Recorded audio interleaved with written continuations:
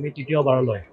আমি চৰকাৰ গঠন ভাৰতীয় জনতা পাৰ্টি NDA হিচাপে চৰকাৰ গঠন কৰিবলৈ সক্ষম হৈছোঁ আৰু অসমত এটা ইতিহাস ৰচনা কৰা হৈছে যে এটা দলে NDA হিচাপে 100-2খন আসন লৈ পেলাই প্ৰথমবাৰৰ কাৰণে অসমত চৰকাৰ গঠন কৰিব গৈ আছে আৰু এইটো কাৰণে কিয়নো বিগত সময়ছোৱাত মাননীয় মুখ্যমন্ত্ৰী ডক্টৰ হিমন্ত বিশ্ব শৰ্মা ডাঙৰীয়াই অসমৰ কাৰণে যথেষ্টখিনি কাম কৰিছিলে, অসমৰ উন্নয়নৰ কাৰণে কাম কৰিছিলে, অসমখনৰ যিটো তেওঁৰ সপোন আছিলে যে শ্ৰেষ্ঠ ৰাজ্যত পৰিগণিত কৰাৰ কাৰণে যি অসমখন তেওঁৰ যি চেষ্টা সেই চেষ্টা আৰু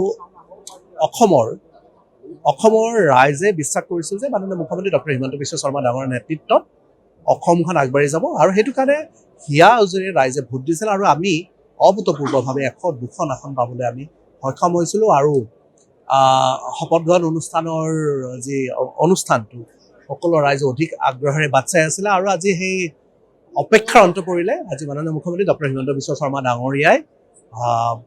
শপত গ্ৰহণ কৰিব গৈ আছে আৰু লগতে 5জন মন্ত্ৰীও ইয়াতে শপত গ্ৰহণ কৰিব। নিশ্চয়কৈ মাননীয় মুখ্যমন্ত্ৰী মহোদয় যথেষ্ট উৎফুল্লিত কিয়নো হিয়া উজৰিৰে ৰাইজে যিহেতু ভোট দিছে আৰু ৰাইজৰ কাম কৰাৰ কাৰণে তেওঁ যথেষ্ট উৎসাহী হৈ আছে আৰু মই ভাবোঁ যে অসমখনক যি শ্ৰেষ্ঠ ৰাজ্য পৰিগণিত কৰাৰ যি তেওঁৰ সপোন এই সপোন নিশ্চয়কৈ এইটো টাৰ্মত বাস্তৱত ৰূপ হ'ব। আমি অসমখন ভাৰতবৰ্ষৰ ভিতৰত এখন শ্ৰেষ্ঠ ৰাজ্যত পৰিণত কৰিব পাৰিম। আমি তৃতীয়বাৰলৈ আমি চৰকাৰ গঠন ভাৰতীয় জনতা পাৰ্টি NDA হিচাপে চৰকাৰ গঠন কৰিবলৈ সক্ষম হৈছোঁ আৰু অসমত এটা ইতিহাস ৰচনা কৰা হৈছে যে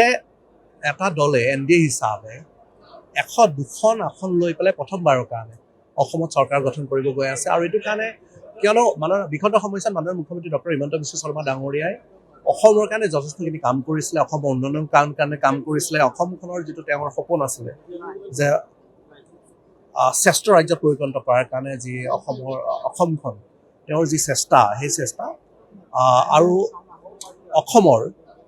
অসমৰ ৰাইজে বিশ্বাস কৰিছিল যে মাননীয় মুখ্যমন্ত্ৰী ডক্টৰ হিমন্ত বিশ্ব শৰ্মা ডাঙৰীয়াৰ নেতৃত্বত অসমখন আগবাঢ়ি যাব আৰু সেইটো কাৰণে হিয়া উজৰিৰে ৰাইজে ভোট দিছিল আৰু আমি অভূতপূৰ্বভাৱে 102খন আসন পাবলৈ আমি সক্ষম হৈছিলোঁ আৰু শপত গ্ৰহণ অনুষ্ঠানৰ যি অনুষ্ঠানটো সকলো ৰাইজে অধিক আগ্ৰহেৰে বাট চাই আছিলে আৰু আজি সেই অপেক্ষাৰ অন্ত পৰিলে। আজি মাননীয় মুখ্যমন্ত্ৰী ডক্টৰ হিমন্ত বিশ্ব শৰ্মা ডাঙৰীয়াই শপত গ্ৰহণ কৰিব গৈ আছে আৰু লগতে 5জন মন্ত্ৰীও ইয়াতে শপত গ্ৰহণ কৰিব। নিশ্চয়কৈ